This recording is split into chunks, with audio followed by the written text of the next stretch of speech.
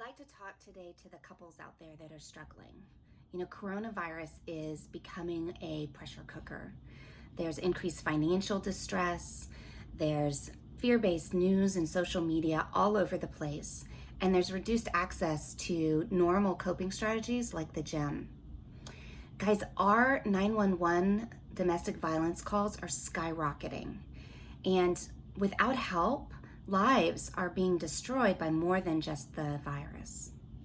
Hi, I'm Tracy Peary. I own Hope for the Journey, and we help kids, adults, parents, and partners to not just heal but thrive after trauma, particularly sexual trauma. You can find out more about us through our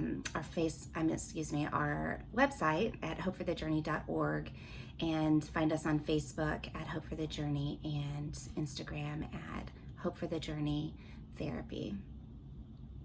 Today I want to talk and share 4 steps that you can take today to create peace in your household.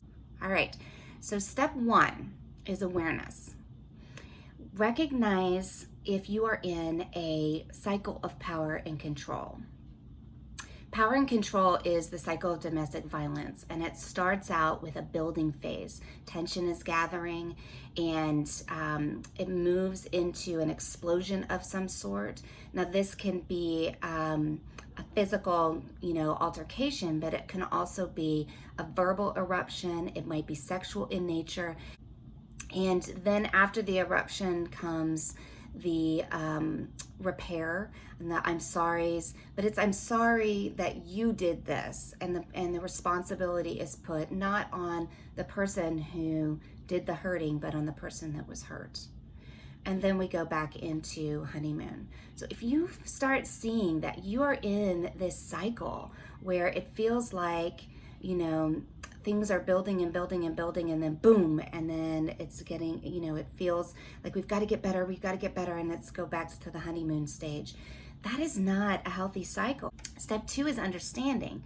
It's understanding that if you find yourself in that cycle, what this means is that you're feeling feelings of helplessness. You're feeling out of control with this crisis. And who among us is not?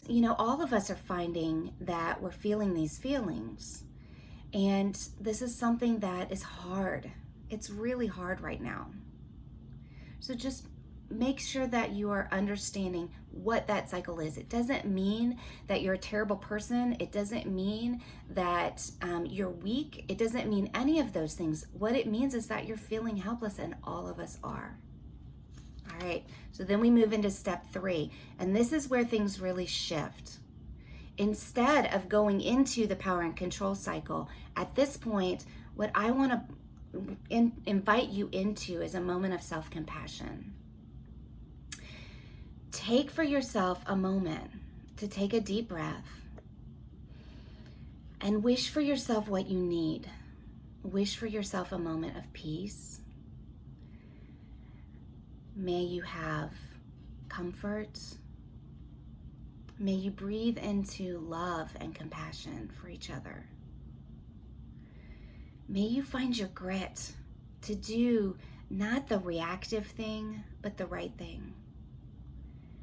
May you find the ability to settle, and wish that for yourself. Breathe that in for yourself.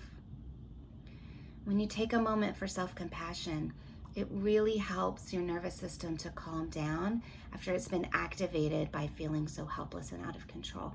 And it really helps you to settle down way more than the explosion does, because you feel stronger afterwards.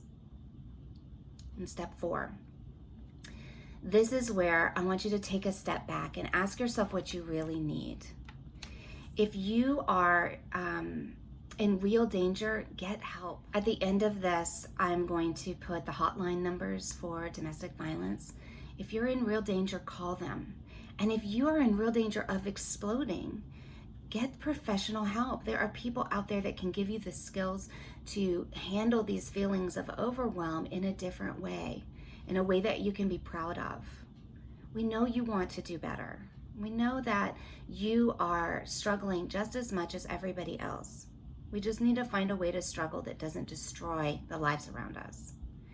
And if you have a history of trauma and you think that that's connected to how big your feelings are getting right now, you're probably right.